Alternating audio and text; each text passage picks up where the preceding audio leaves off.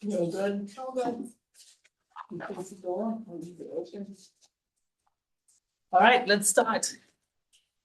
I call the meeting to order at 6:02. I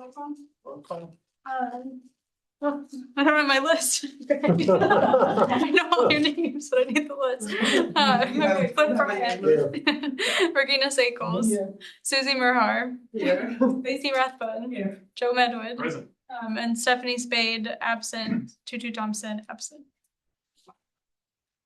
All right. Item 3, approved minutes from the meeting of February 11th. I motion to approve the minutes. Second. All in favor?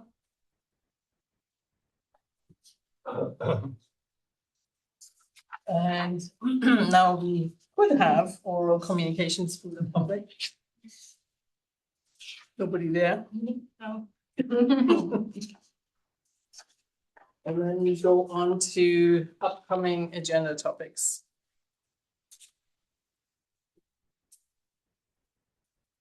Any topics that come to mind? All right, no, then item 6, unfinished business. 6.1, capital improvement program and other public art project updates. 6.2 is public art strategy, community engagement update. There's some demos for 6.1. So we have a number of exciting public art project updates. So these are the capital improvement projects that are have been in the works. Evelyn Park, Village Akita Park, Shoreline Boathouse. So we're working, continuing to work with all the artists, looking up arts on Butterfly Reflect, Stephen Galloway. And this is just the rendering that. So it may not be another butterfly, just noting that. Yeah, I think we already commented on that, yes. On his panels Thank you, Will. and then James Din on the bench paneling. So we're continuing to work with them on the design and for the Evelyn Park and Village Akita, the installation's still TBD right now. So as we get further in the design process, then we'll figure updated on when the timing is for installation on these projects. For the Shoreline Boathouse, the project is set to be completed by November, December, and the art installation will happen right at the tail end of that. So I'm expecting installation by the end of the year, maybe giving a little bit of a contingency into January of next year, but we're expecting for the art at Shoreline Boathouse to be installed by the end of the year. Will he submit a draft, like a more final draft? Yeah, so I mean, he doesn't technically have to. We'll continue to work with staff, or he'll continue to work with staff on the design. We do have a meeting scheduled to do a site visit of Shoreline with the Shoreline manager and one of their team members who's heavily involved in kind of the ecosystem at Shoreline, and they'll be able to give some pointers on the flora and fauna to include in his panel. So. He's going to be prepping the design. I think it'll be through early summer, and we should have a sense of what that looks like later. So I'm happy to share that when we do get that. Yeah. I'm glad he's back on board. I have a quick question about the Evelyn Park because I walked there last week. And I wonder if you could find out where it would go, because by now the third of the park is completely landscaped and done, right? Has 2 play structures, has benches, has vegetation everywhere, and but there's a lawn strip that faces Evelyn, like that's just lawn, and I was just wondering, does it go there? Because it feels like the rest is already, and I kind of seem to remember where we wanted to put it is kind of in the corner. in the back corner, one of the back corners, so towards the housing, not towards the street. To the right. Yeah, exactly. And there's no. no way that it can go there because there's a tree planted there and a play structure really close by. I don't think. So Yeah, we I can double check. that would I be can't good. remember. That seems to be misaligned with what we decided, so we should probably check that. Alright, well, and they may have made an executive decision to put it in a place that does make the most sense with how, you know, That completion of lawn the park. patch looks like might be designated Yeah. for that, I but. mean, if we can see it from the street, you know. No, it's not that I'm against put it on that lawn thing, but it's not where we said we Yeah. would go, so we'll be good with that. Yeah, I can double check. I honestly can't remember. I remember they were talking about the path would be added for it, but Yeah, I'll double check. that sounds good. I have a question about the Vita Park. Yeah. Is that a rendering of what's going to look like? So it'll be in black and white? No, it'll be the colorings. That's just an example of one of the benches that he's done. So better vision of what the final product would look like. But it'll be super colorful, super colorful package. And then there were like little images, I think, in the Yeah, center, right? the images. Yeah, so he's working with the Mountain View Historical Association and Club Estrella on getting those images. Yeah, we're working through copyright questions right now. Image will stay black and white. What was that? The images will stay black and white. I'm not sure. I think in his rendering, they appear more colorful to me. They have a hue over it. So yeah, I think the photos range from like the 1940s to present day. So the older photos are definitely in black and white, but but I think they'll all have a little bit of a hue to them. Yeah. Another update, so the Bullard Beautification Project, we've talked about this at the last meeting, but we've been working with the artists, trying to revive the project and bring it to life, and we are looking at least one of the artists is going to install starting, I think, by the end of the month. So as we finalize the schedule and location, we'll be publicly sharing that information, inviting people to come out and talk with the artists and watch them. And I think the installation is going to be a little bit staggered too. So there's going to be kind of continuous activation downtown, which will be really fun. But just a refresher on the artist renderings and where they're gonna go. They'll all be at the two bollards at the two white bollards at the inside of the fencing on the pet wall.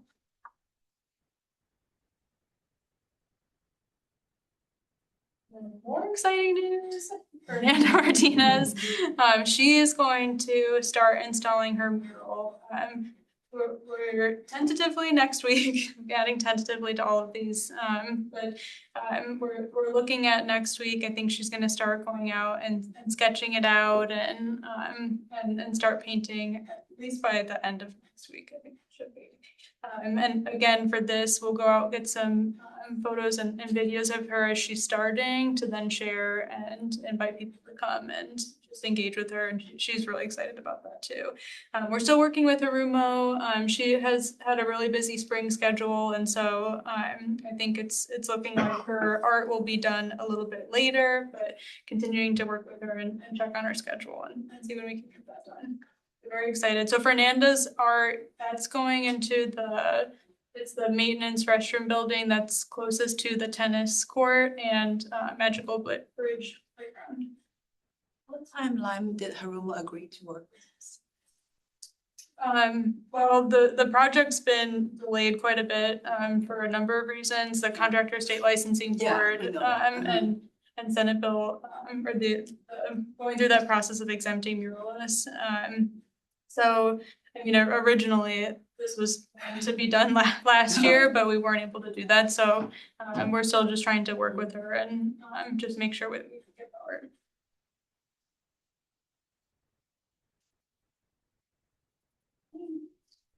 And then Dream Depot art, this is another thing that we're looking at installation later this month, and we're a really busy end of the month. So looking at installation at the end of this month. So contractor will go out and do the installation. We're still working with VTA. I'm checking on, there's a number of people we want to invite to do celebration and ribbon cutting, and so we're working on scheduling that out. I think it would probably be about a month after the installation is done. But keep everyone posted when it's up. Ready for viewing. We're very excited about this. So Kirsten, will you send out like any announcements so we know like Yeah. if this happens between now and the next meeting, like so we can go check out? Definitely. Okay, great. Yeah. As soon as we, so Fernanda, she should be installing next week. There were a few things that she was waiting on, to figure out exactly what day, but as soon as we know, I'll send out an email to everyone. Same will go with the bollards, same will go with this. I probably wouldn't recommend going out while this is being installed, it's just to be a contractor out there drilling holes and not as exciting, but, construction site at that point. The bollards could be Yeah, fun, grab the some bollards, lunch, yeah. watch the art be installed. Yeah. Not there. Why did you do it like that? I'm wondering if this wouldn't be an opportunity to bundle all three and make this a bigger thing. Yeah, I Kind of think, saying, maybe tied to our art strategy, and I think it's not March, unfortunately, I think it's April, but we got something from As We Create, right? If the city wants to make it an art month, you kind of get their support, how you publicize that or something like yeah, that.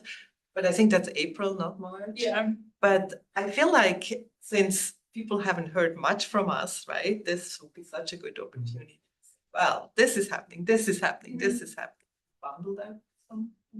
yeah, definitely. And I was gonna let the group know this at the end, but we are, the mayor agreed to do a proclamation to support the Arts, Culture, Creativity Month for the month of April. And so we're presenting the proclamation to Community School of Music and Arts, and just in recognition of the work that they do and the education they provide to all ages.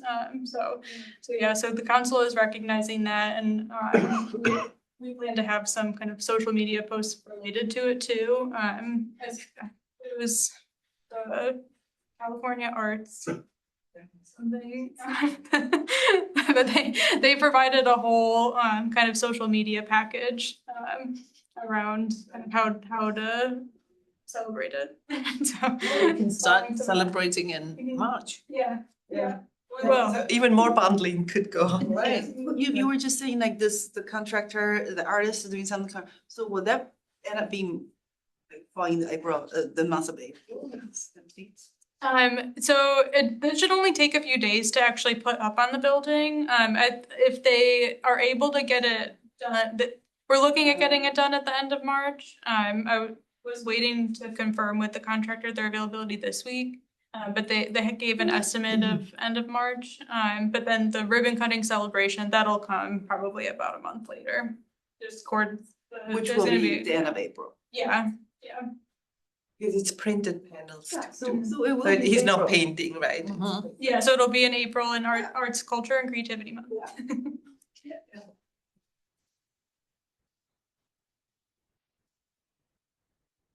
And that is, just an update, the latest exhibition is with Stanislava Chening, and the title of her exhibition is Variations on Classics. So she just installed her work yesterday. It looks so pretty in the lobby. The framing's really beautiful and it looks really good. Her pieces are all really big too. So go check that out. It's open from Wednesday to Saturday, noon to 3, and 1 hour before public events.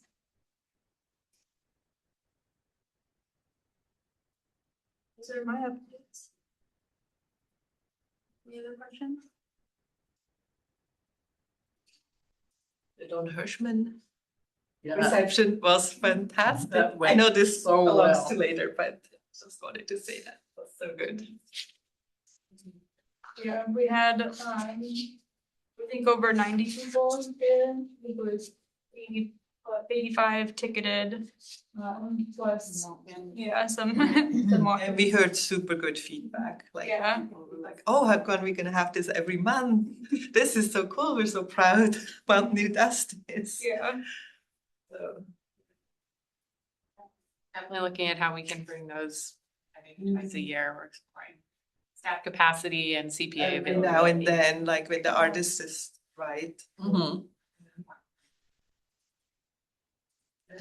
Yeah, and David did a great job Yeah, moderating. yeah, everybody. I loved his pick a number. That was very- That was really He fun. had a very lively, you know, all these different things. Very engaging.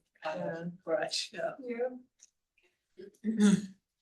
People really didn't get the message about microphone etiquette. Everybody wanted to grab onto it. It's funny. All right, next is public art strategy, community engagement update. Well, before I open up the presentation, we have Amanda Rawson on the call with us from Art Builds community. So I'll go ahead and get into the presentation. I'll tag Amanda in when I need some help.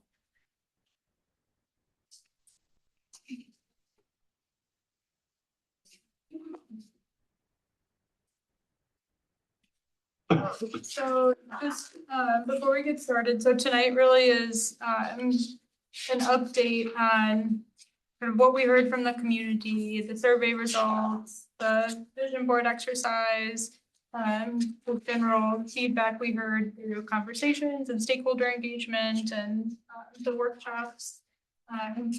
So we wanted to provide kind of both really the specific feedback that we got, but also a little bit of a higher level overview, kind of the themes of themes from the conversations that we had.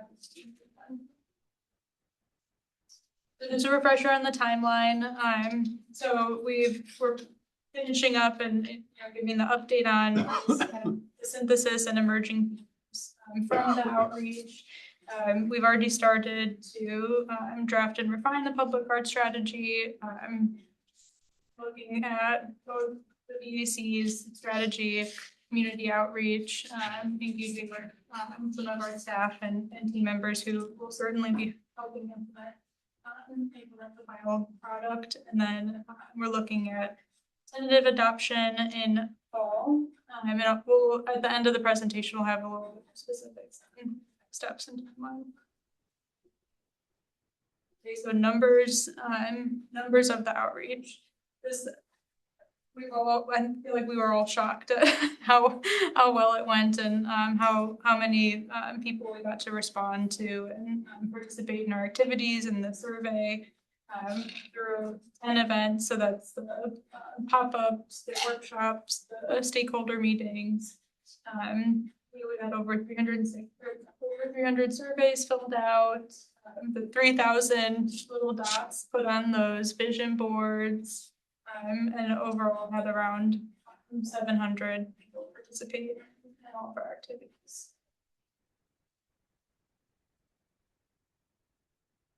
Some pictures from the events. Obviously Monster Bash.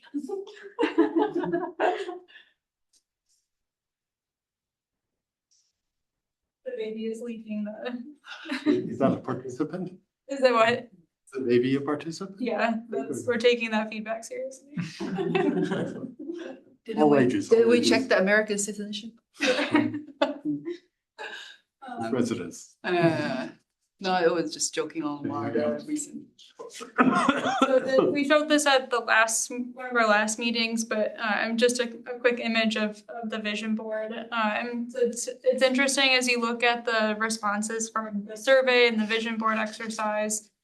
They kind of align, but there's a little bit of differences. So from the vision board, light is the most enjoyed type of art, or the preferred type of art.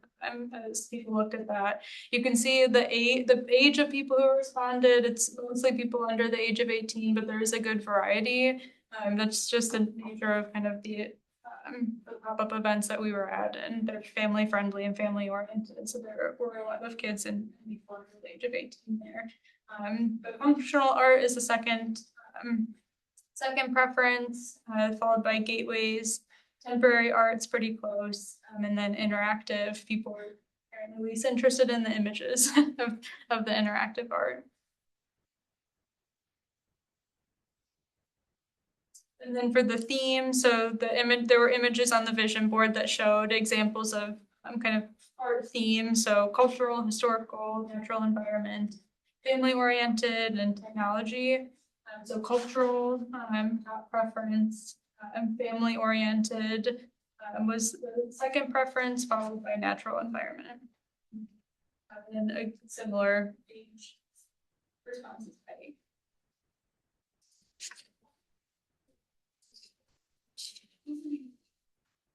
So our Builds community put in a lot of work to create this fun little Google map. So let me see if I can pull up. It shows where people put pins on the board. You can kind of zoom in and play around, look at all the different locations and where people put pins.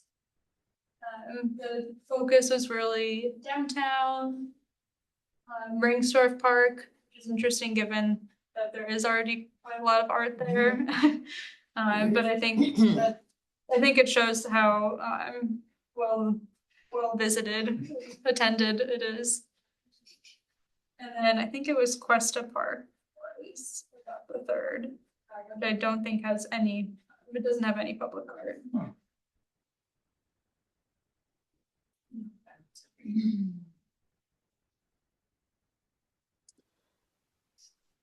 Yeah, and the vision board, it really does align back to the survey results, which I think the top will show the top results. I think it was downtown and parks were the top two. The survey, so the first thing that comes to mind when you think of Mountain View, so I kind of equated some of this to the vision board as people were looking at themes and using themes, which cultural, the theme of culture was the number one for the vision board, similar to what people think about when they think about Mountain View. Family oriented was another, and natural environment for the vision board, which kind of goes, it was a little bit different for how people responded to the survey. But it might just go to show people were seeing these images as they were filling out the vision board, and how you think about Mountain View versus when you see it, an example of something. That's how you might respond to it. And we put in a few examples, or a few of the responses for the write-ins. It's not all inclusive of what people provided for write-in responses, but we get when we have the final document drafted, all of the write-in responses will be included as an appendix, so we'll be able to go through those. But this is kind of it's more of a summary, right? Yeah, these are the top four that we saw most consistently from the other write-in options that people provided. So when you do look at that, when the report is completed, you'll likely see these common four areas.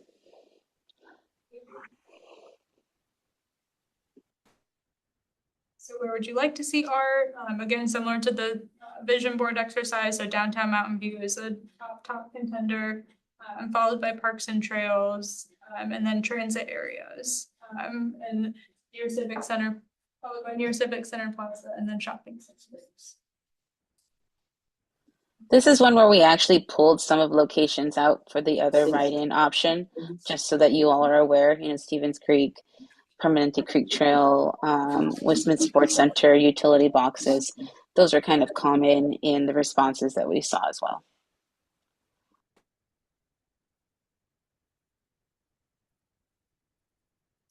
Type of art, so people are really interested in murals, then sculptures, functional art, then it kind of goes from there. I guess sound, people really don't want sound art. But it is interesting, like the light and projection art is pretty low on the list too. Versus the vision board, like seeing the images of the light art's really fun and cool, but when you And it think was about quite it, it's interactive, probably the a actual different- picture was interactive too. People were walking, I think, on those dots. So I think it's always important to see the pictures that were used because it gives you a little bit of a more differentiated impression because that was also an interactive piece. I think people can't, if they just see it, they probably they don't have a vision what it could be. Yeah, they may think it's Maybe annoying, think a right? It's lamp or annoying and blinding. Lasers. Yeah, exactly. Yeah. Interesting. Okay, and then what do you think the role of public art in Mountain View should be? So top response, well, I guess kind of tied, is providing opportunities for people to experience art that enriches their lives. Which I think is really similar to the mission that the VAC created for the strategy. And then the economic development team's personal favorite is bringing a sense of whimsy and delight to everyday spaces. And then supporting the growth of the local arts community. It's striking that almost, I mean, all of them are pretty similar, at least that the last 5 Yeah. are kind of interchangeable. Yeah, this one's always a little tough for people to respond to, and we give them an option to choose more than one because of that tug and pull on what what role public art really does have in a city. I'd also say, like in all of the slides that we've been looking at, when you think back about what the council priorities are for the city of the 25-27 priorities, they align with these what how people are responding, right? That recognizing that the city of Mountain View is culturally diverse and making sure that it's a safe place for a community, being really thoughtful about public space and understanding the history of the city of Mountain View, and then recognizing that it's an innovative city that's all consistently trying to make sure that there's economic opportunities for businesses.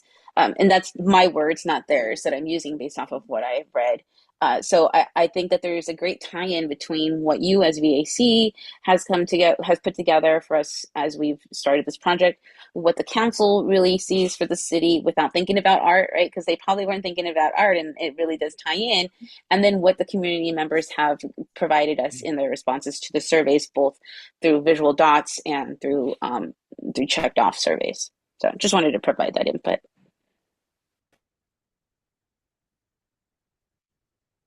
And just a little snapshot of who responded. So mostly residents, and I think this was another one that was kind of a multi-option question. But there were a lot of write-ins too, where people kind of responded that they were a resident, but or a past resident, or they visit there, but it's not visitors. Funny how people decide to do that. But then the age range is a little bit more even on the survey. A lot less people under the age of 18 and in their early 20s, but I think the vision boarding, between the vision boarding and the survey, we got a really nice range of responses.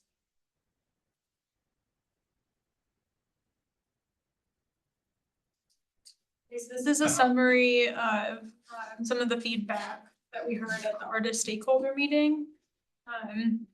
So just point some things out here. So streamlining the public art processes, doing perceptions and events for exhibitions, supporting growth of local artists, facilitating networking and vendor search was a specific one. And another thing that came out of that conversation was help with insurance and just kind of going through city processes. Using art as a conduit of connection, that was a big point of discussion during the meeting, and making sure that art is representative of different people in the community and that it is a tool to help bring together. Um, How many artists were? Amanda, did we have like 20? Yeah, I was around 20. Yeah. wow. Yeah. It was pretty good, and I think everyone in the meeting spoke too, which with a big Yeah. can be hard sometimes, but we had a chance, I think, to talk with everyone. And people, I think most people had some connection back to Mountain View, whether they had applied for a project or participated in the exhibitions or have done a public art.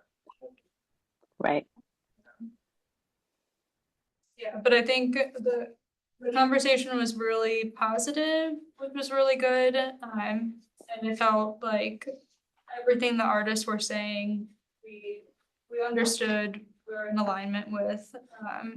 And so that was really nice. Yeah, I feel that they had room to speak their mind, on things that maybe they've been frustrated with, right? And I think that's always an important space to create for artists in situations like this.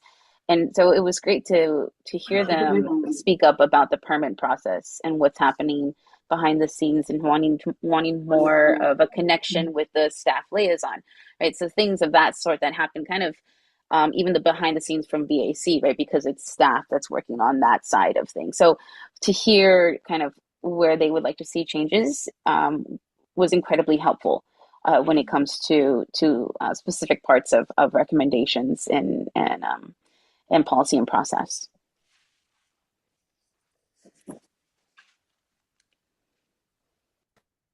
Okay, so just we've shown this slide before, but just bringing it back up again.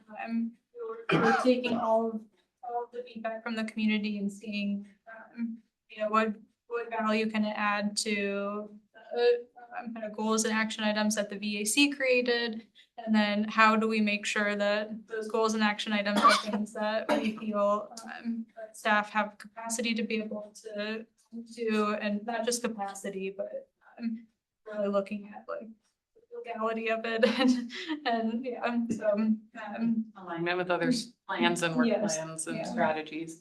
What were the other three stakeholder meetings?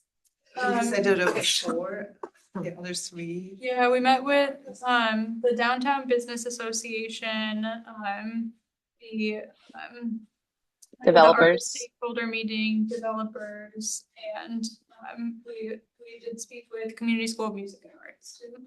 Okay. And staff, right? Yeah, and staff, yeah.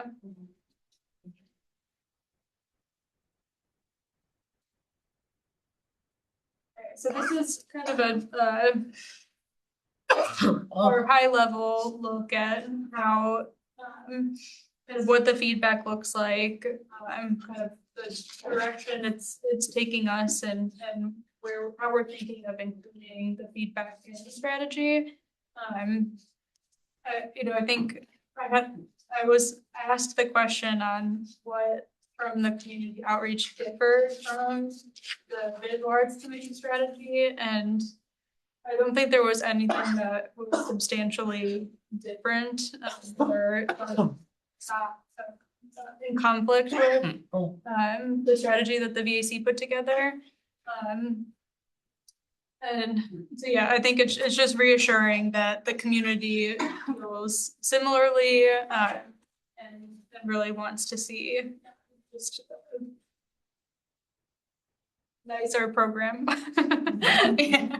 So we can walk through these. I'm gonna kind of go back and forth between 2 documents as I go through these summaries, and I mean, I'll have you help me help fill in the any blanks that I'm missing, or if there's any other comments that we have on these items. But so as we're looking through, oh, go ahead. Well, and I just want to just note about the public outreach piece. I think for me, it's been really exciting to see how much the community wants to engage. And so I really applaud the VAC's effort to engage with the community as part of this process, because clearly the community's been hungry to tell us about all the stuff they want from art. So I think it's been just a really nice part of the development of this public art strategy, and all, clearly, I mean, all the numbers of people who participated. So it really, I think it really further strengthens all the work all the elements that are coming together for the ultimate creation of the strategy. I think it also kind of reinforces why council said, let's relook at the art strategy. Yeah. And the new, that we revised and. And bring the community in to the and conversation. Everybody's echoing back, Totally. which is great. Okay, so I'll start walking through these and, yeah, Amanda, if there's anything you want to fill in, please, just chime in.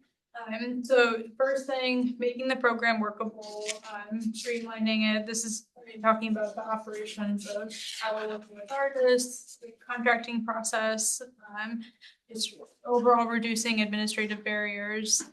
We talked about mural permits at the artist stakeholder meeting and what that looks like. And so we heard from the community, we heard from the DAC, and we feel it too. There needs to be some improvements on just general operations and delivery. Looking at so evaluating artist economic sustainability. So this is related back to compensation.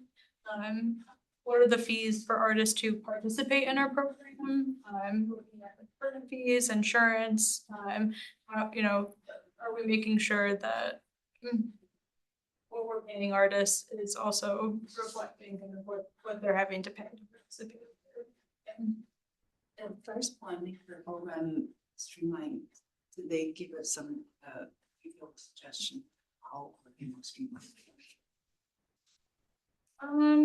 Let's see.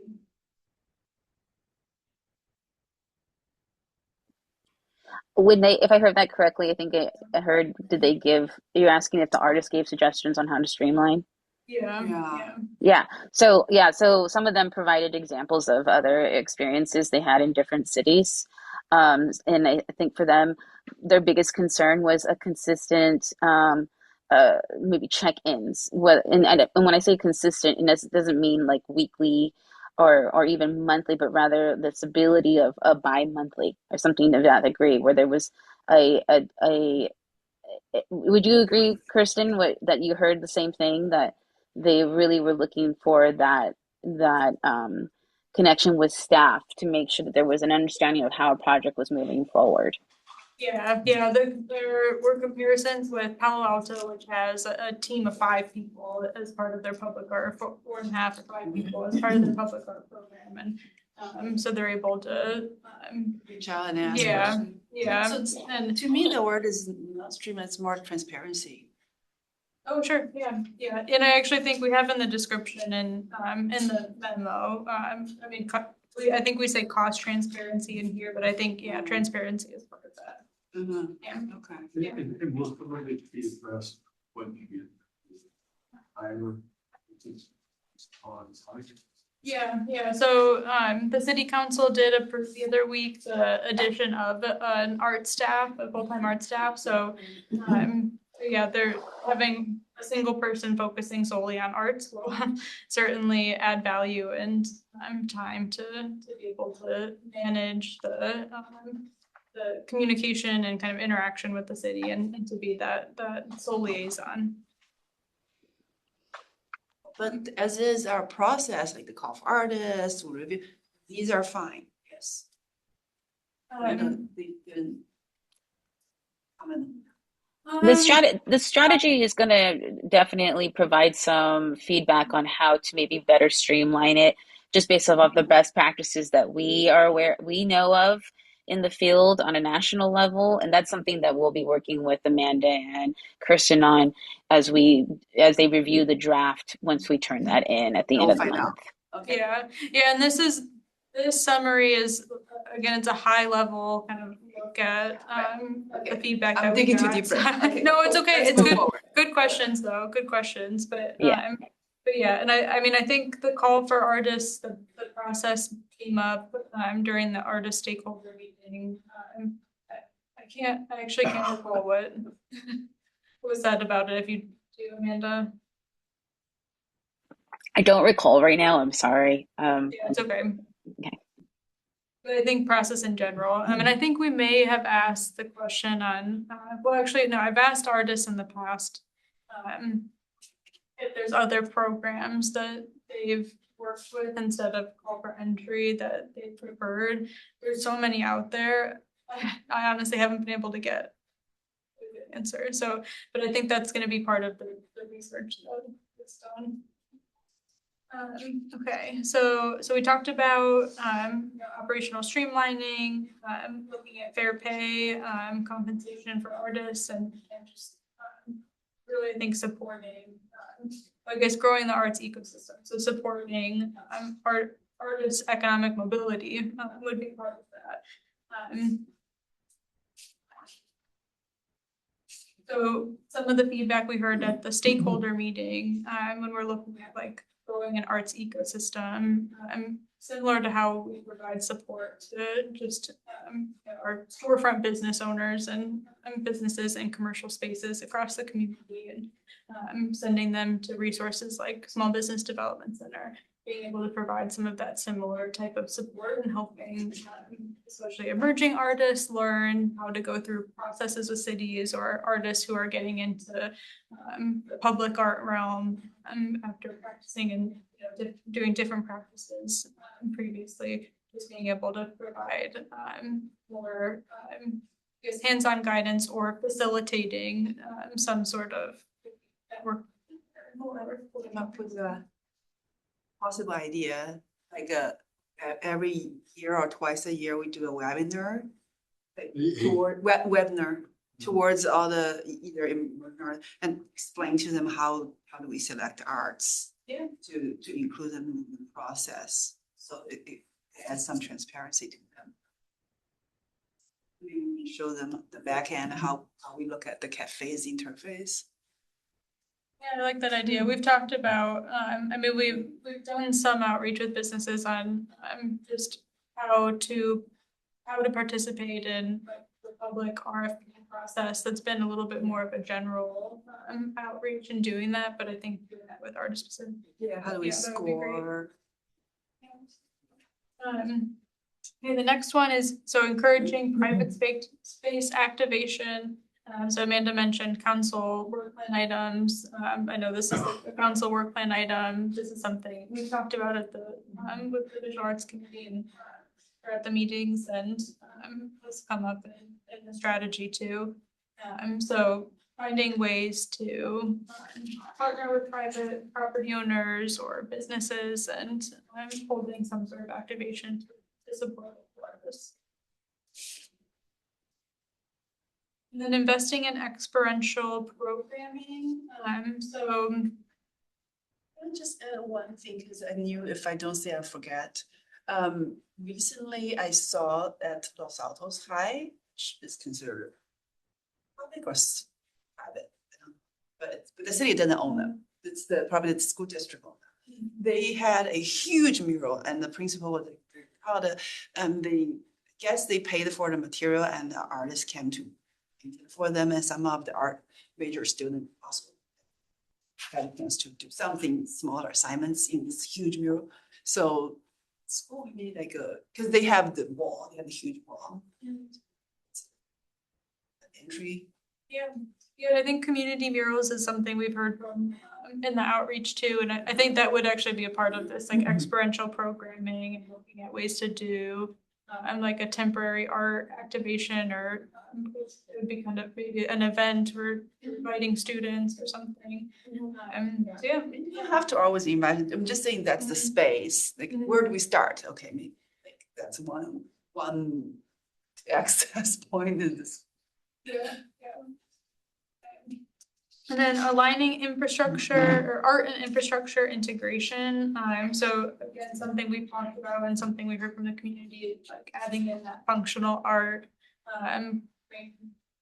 Making sure that if we're getting a public art piece for a capital improvement project, the design is done. The art design is done at a similar time as the project design, and I'm just trying to make it more seamless integration of those things. Is that also the functional art? Yeah. Interpret as making signs, making Yeah. bike racks, benches, etc. Which Yeah. doesn't have to be, it's the same mindset. Yeah, and then, so using art to create identity and belonging, so this is really art as a placemaking tool, so. What did we heard? Suggestions we heard were like painting, crosswalks, bike lanes, shading and seating. So this is kind of going back into functional too. And then using art as a tool to help people feel like they belong, reflecting all the different communities in Mountain View, the history of Mountain View, and telling stories. And specifically, we heard stories that includes how or discussion about displacement in the community too. Committing to excellence and quality. So this was one thing we heard. So just maintaining high standards for artistic quality, making sure installations are durable, appropriate for the site. Some of the comments around this talked again about some functional arts. I think that came up quite a bit. But yeah, and trying not to have things like pop art. So we've talked about, and the Visual Arts Committee has as an action item in the strategy, creating like an inventory of the art and having a more balanced look at how we're commissioning art and how we're selecting it for different areas of the city. And planning for maintenance and cleanliness. So just integrating long-term care and cleanliness plans into the life cycle of all art pieces. I think we've heard some comments about art pieces that are not in good shape, and the city needs to adopt policies around how we're handling those. And that's something that we will also have as part of the appendices. So something around maintenance. Out of curiosity, is that something that we have now? No, we don't have a maintenance policy for art. No. Really, the only policy that we have around art is the percent for art policy. Right. Because Donation. Yeah, there's the policy on accepting gifts to the city. So how we accept donations from private entities. Yeah, and we'll also be providing an appendix item on donations and gifts as well. So, and those are obviously will be samples of ones that this staff can either move forward with quickly or in the long run.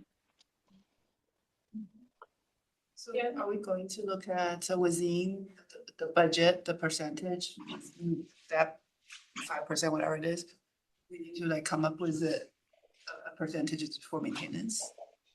Is that what we're talking about? Not necessarily. Mhm. Yeah, not necessarily. So I don't think we know yet. I think we'll be looking at, there's a number of different, art is located in a number of different locations. Some are located in parks, I think we'll be looking holistically at what the needs are and where the funding is. It's possible we'd have to identify new funding for a variety of things in the public art strategy. Yeah, Right. I think, Amanda, maybe you can talk about this a little bit, but I know in the VAC strategy, there is you identified the creation of a public art fund or something, and according to Ross and our books community, and I have talked about that extensively, and being able to build in, we have, there's a variety of capital improvement projects. Is there a way to, that art doesn't make sense in all of them. Is there a way to be able to use some of that funding for maintenance? So it wouldn't necessarily be designating 5% of a budget towards maintenance, but it would be, maybe there is a bucket of funding that's coming from other projects where it doesn't make sense to be able to then maintain and update art that is now either broken or something, something needs to be addressed if it's, Exactly. Yeah, you're absolutely right, Kristen, is that it's really identifying where funds can be pulled from to put into the public art fund that would support maintenance, ongoing maintenance, and potentially collection, depending on how we move forward with it. So I think that one is like getting a little in the weeds on that one, but there will be much more part of that. Actually, we're gonna have some of that conversation tomorrow when we meet with Kirsten. So So you're thinking like going from a project by project specific funding to we have a pool of funds that are available that these projects, however, contributed to, and you decide how to disperse that use those funds across the city.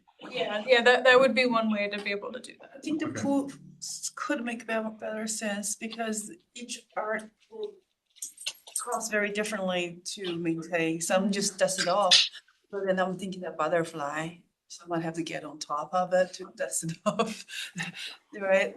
I think it also has to deal with locations, right? Because not every location at a CIP project occurs makes sense for public art, right? And so if there is an understanding from the city, internally that pulling from certain projects at a certain budget threshold, and putting into a fund and then using that fund to maybe determine down the line, we will do a public art project based from the public art fund that was derived from CIP projects. It kind of just flows in that way. So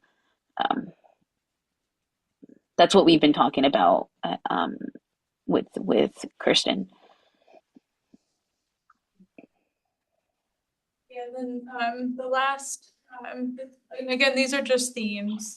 So how these themes are then integrated back into the strategy, there's gonna be a lot more detailed information. And we're literally pulling items from the VAC strategy right now. Trying to align everything. But so the last thing in here is building awareness and making public participation easy. So we heard from people, but as we did the pop-ups, there were a lot of people, unfortunately, who had no idea about anything. They've seen the public art in the city, they don't know what it's from, or so there isn't a broad understanding of what the City of Mountain View Public Art Program is and how it exists and lives in the city. So just doing more public awareness, this could be branding, it could be, just how we engage with the community and put information out and about art and celebrate art and making participation in how we select art too. Yeah, and it's opportunities to even steward future VAC members, encourage them to be at these meetings since they are public meetings, experiences like that. The city has those festivals, those gatherings, the German market. I don't believe we ever had a booth in any of these, the VAC. So that's one way to do it. Yeah. So, first.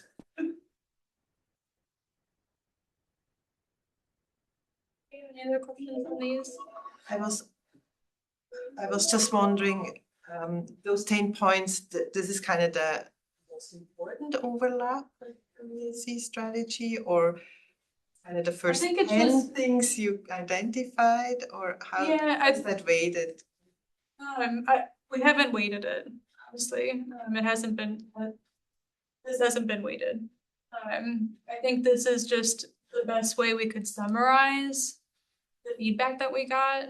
I'm sure there's some feedback that might not be bucketed into these items, but this was the best way we Kind of could. a higher level. Yeah. Emerging trends. Yeah, exactly.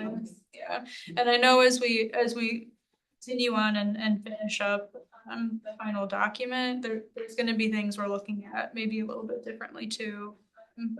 But this is, as we finished up, kind of summarizing all of the feedback, these are the things that we gathered.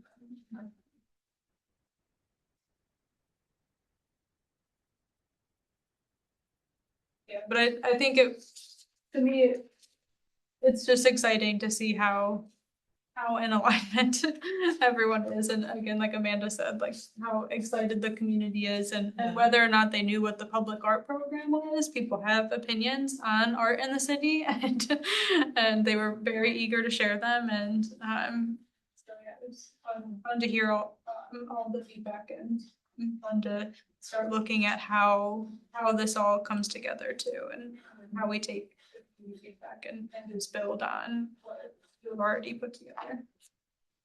It's really reinforcing, right? I mean, we did best practices, right? Our strategy is a compilation of best practices of what we could find. So I think that still stands, but it's so great to see kind of, okay, this is where we should put the spotlight on, right? This is I think people really identify when they don't have the whole picture that they. But it's sort of agreeing or enforcing or, what we came up with. Yeah, Also absolutely, also right? the artist round table, everything came out of that, right? Yeah, I think it's great because it shows that like the entire city is in agreement, right? In regards to like those that we were able to reach out to and be at all those locations that typically the public art program has not been present at. And then also being present with council members whenever they would show up at tables and those kind of experiences. And just based off of I know we've said this before, but Barbara and I working on this in 2019, it sounds like this is the time that this was supposed to happen, that it was not supposed to happen in 2019 initially when we first started this, that there needed to be this more in-depth from you all, from the VAC, to kind of do what you do and show the city and council that we need to go to that next step. And so I think really that's all to say that it's come full circle, at least for me. and I really am so happy that we've gotten to the point where we are and that we've been able to speak with the people that we've had, because we weren't able to do that in 2019. And that along with those outside of City Hall and inside City Hall, it's been such a positive response to moving forward and how the suggestions we have provided on how to move forward, whether it was staffing or financial steps, have been positive for us.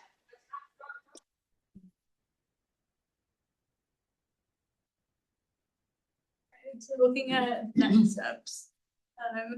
So we're in the process of putting this draft together and again, really taking VAC's strategy seriously and thinking about how we can make sure that because you did include all of the best practices, honestly, just making sure that the things that are in the final document are things that the different groups in the city feel are practical too. So we are working really hard to bring this back to the Visual Arts Committee. And so this will be at the June meeting, we'll have the draft for you to review. We'll go over that and take comments and feedback. Work on refining the strategy from there over the summer, and we are on the council agenda tentatively in October. So should we plan June? Yes, yeah, June's gonna be a long night. Would it make sense to do another strategy subcommittee meeting? Yeah, we can In look, yeah, between? yeah. Just kind of, We can do that. so that we're kind of aligned along the way. If you do that, I would recommend that, We have that already going, yeah, okay. because it would be Jesse, Regina and me, but since Jesse is Well, not Jesse's not here, but. here anymore, But it's you two should- the two of us with Yeah, Amanda yeah, and. exactly. Yeah, we'll look at. That would be good. Yeah, yeah.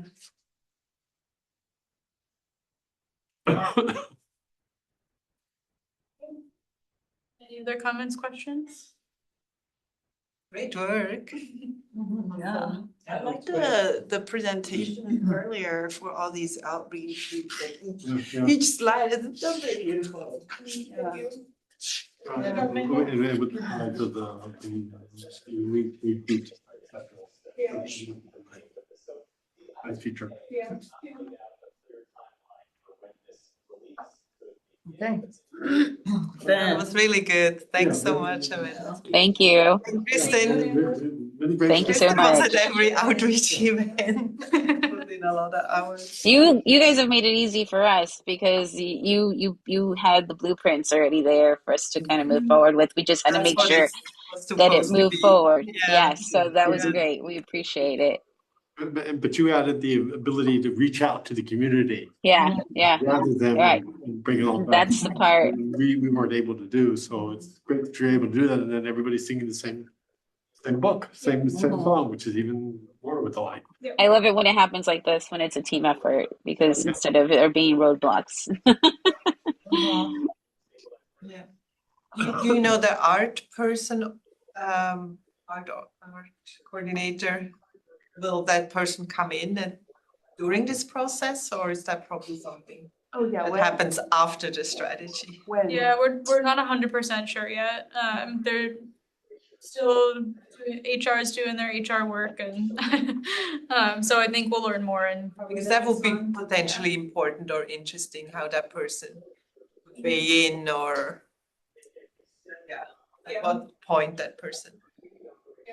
It'll go slower than we want. It will probably go much slower than I can imagine right now. The biggest milestone is having the position approved and funded by council, so that's a huge win. That's a big, big. Yeah. Tremendous. And they'll have this plan to as a as a book to use as a benchmark as they go along, right? And that's really what the plan's for, right? For them to check off, okay, this is the next thing, this is the next thing.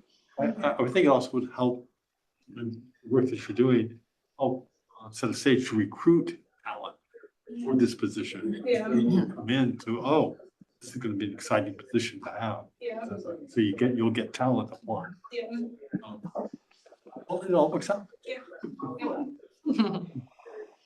The Multicultural Festival is coming up in May. Any chance of us starting at the first booth there? Something worth looking into? I think I will be out of town for that, so yeah. So I'm not sure if we'll be able to have a new person here. it's a staffing thing. Right? It's a staffing, yeah. It does become a staff capacity, and we want to we need to have materials prepared, and you know, so I think right now, our focus is on getting the strategy together, but certainly one of the action items can be outreach and, Outreach and. prioritizing a couple events to be at. Yeah, which is a good idea.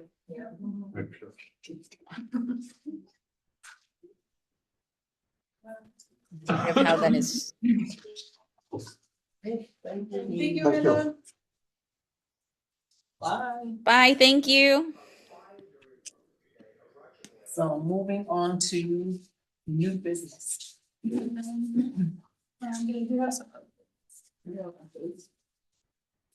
Which page?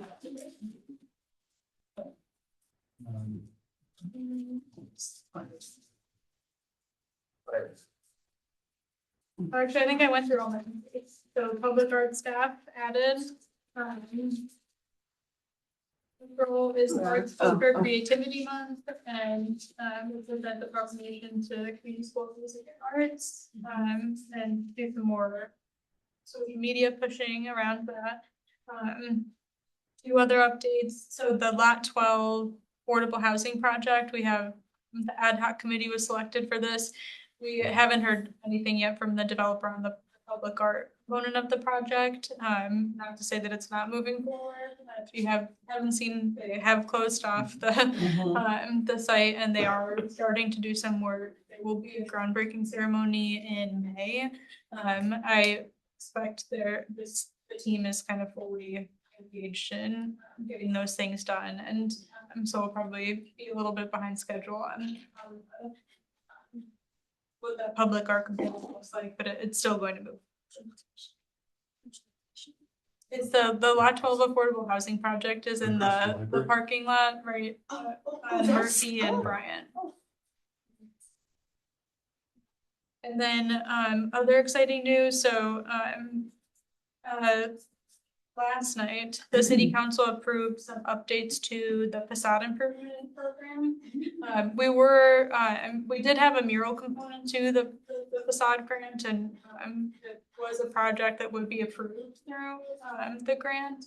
They made it hard last year with the contractor state licensing board issue, because they would be using public funds on private property. So they would have to follow that process with the exemption now. We asked council last night to, one, increase the amount of funding that the city is contributing to projects. So instead of a 50% match, we requested an increase to a 75% match from the city. So business property owner would be only 25% of the cost of the facade project. And we asked to create a standalone mural grant to be able to market it separately, promote work with people a little bit differently. So through this, we are actually going to be able to work with an artist. They would need the sign off of a business and property owner, but an artist could come in and apply. Understanding that some business owners don't want to deal with the paperwork of it. They're running their business. So if an artist is interested in putting a mural up downtown, they get the sign off from the business owner, the property owner, then we can provide them with a grant funding for that. It's fully funded then? Yeah, so we have, I think it was about 120,000 in the project for the grant funding bucket. Yeah. And how much can a business get? It's up to $15,000. Yeah, and that would be 75% of their project cost. Yeah. Certainly smaller projects, we've done smaller projects, Yeah. less amount, but that's the maximum. Yeah. That's great. That's exciting. Yeah, very exciting. Yeah, one of council's directions was kind of focusing on like opportunities for placemaking and so I think murals would be a key component of having placemaking to different shopping centers and commercial areas. So With murals, I've seen in a couple of cities, like in Seattle, murals, but they're put on frames, so you can change them. So it's not like Yeah. you're frozen, really. It's an easel or a gallery where large paintings are hung up and you can change it often. Yeah. The other thing I saw in Palo Alto recently is they've installed murals like outside Bell's bookstore in that passageway that have an expiration date, a 2-year expiration date. So the idea is you're putting something up and then it'll stay there, but it will be renewed over a period of time. Yeah. I might take a look at that because that I thought was really good because it allows to become experimental and again, place gets renewed over a period of time. And So you it can doesn't stale. take it away. You can take it away and you You put it on. don't have to paint over it. You don't have to paint it over, you move it, you put on something else. So it's again, it's using the buildings as a gallery wall rather than a stencil. Yeah, then we always get new art every so Exactly. Yeah. It's not, it doesn't become stale. Yeah, and it doesn't need other maintenance either. Yeah. I get. And I assume we wouldn't anticipate having like a supply issue, like they would, I don't know what the precedents are, like we would have enough people that would want to be making new murals, I assume. They I don't. just wanna caution you not to discuss items that aren't on your. Oh, sorry. So we're getting into a little bit of a discussion territory, but we can take that idea Just to. and note it down. Yeah. Hold it out there. Yeah. I know, it's so hard when the ideas are good. That was updates. There was updates. Okay. I have a question. I take a weekly hike in Shoreline, and started at the Kite Lot and then walk out into the bay. And we noticed 2 new trails. One old trail that got fixed because the bridge now connects back to Shoreline. And we always take that one trail that just ends with the bench, like in the middle of the bay. But parallel to that is also a new trail, completely new, newly made, that kind of loops around back into Shoreline. Not the bridge, but through the bay. So 2 new trails actually. And one new trail and a new bridge. And I was wondering if we shouldn't have been contacted when that was, because now they're done. And I couldn't really find much on the city website about those two trails. And I was just wondering, like, isn't that a CIP project we should maybe known about, or maybe not, but I was just wondering because they're brand new. And I don't know if they've even officially, they're open, but officially dedicated or something, but Yeah, I'm not sure. they're I'm brand not sure new. about that. What trail are you talking about? Just described it. It's hard to, I Yeah. cannot. Okay, because kind I of think tell I more went to the about opening. them I than- think I was at the opening of that. Because it's, you know, when you walk towards Sunnyvale from the kite lot Yeah. and then out into the bay There is a weird ownership system there. there, so it It's- could be that it's not funded by a city. I mean, it's Stevens Creek Trail, actually. It's the continuation of Stevens Creek Trail. So when it passes Google, right, when it starts going into the bay, that there's an old part of the trail and there's a brand new trail, right, parallel to that. Plus, there's a new bridge because there's a third trail that just loops back to Shoreline Park. And immediately, doesn't go out in the bay, does go back to the golf links and everything. And that was really muddy and a bit treacherous to pass in the past. And now there's a brand new, like round bridge, like a turns like this. There, which is also brand new. Yeah, we'll ask about it and see. Yeah, But so I was just wondering. There's a chance that it's just not funded through city or there was. Yeah, exactly, yeah. I mean, I just saw that since I just saw that. I was wondering if that's the case, but yeah, that could be that it's not a CIP. Could I inquire about what is the status with the Chase Bank for, or is it no happiness happening now? I'm at the 700 Alcomina. Is it 700, the Chase Bank on short, Euro? El Camino and Castro, yeah, that, and the bike, not the bike shop anymore, it's the Gingo furniture store. I see the sign says moving sale, so they're moving. So I believe that project is coming before council later. So this those are two spring. different projects. Yeah, they're two projects. The Yeah. Ginkgo, the one on this, the downtown side of El Mhm. Camino. Yeah, the furniture store. Furniture store, that one I believe is going to council later this spring. I don't know the status of the Chase Bank project. I believe it's still moving forward, but I don't know I don't know otherwise, but I don't know. Yeah, Well, because we, so the Chase Bank was Yeah. given an update and it's approved, the design was approved and went to council a few months ago. yeah, So they're preserving the murals and keeping actually the theme of the arches, the Stanford arches Ah. in it. uh, So the developer listened and the community feedback and took action to preserve them. Both the murals and the. Arch, the- okay, the- okay. The arches, or the theme of the arches. We can provide a link to the downtown updates that are provided to the downtown committee on some of these development projects. yeah, because it didn't come up into our No, no, discussion. it wouldn't Yeah, it's be- private. It's private. Didn't we not talk about the mural on the facade? No, Did we? the people who wanted it came to us and alerted us to. They it. did public outreach on their Yeah, own. yeah, and that All right, caused. okay, but we're not some- entitled to, some- it. Gotcha. Yeah, it caused some members to Got submit it. Okay. feedback. The developer did hear and change their attitude. Positive.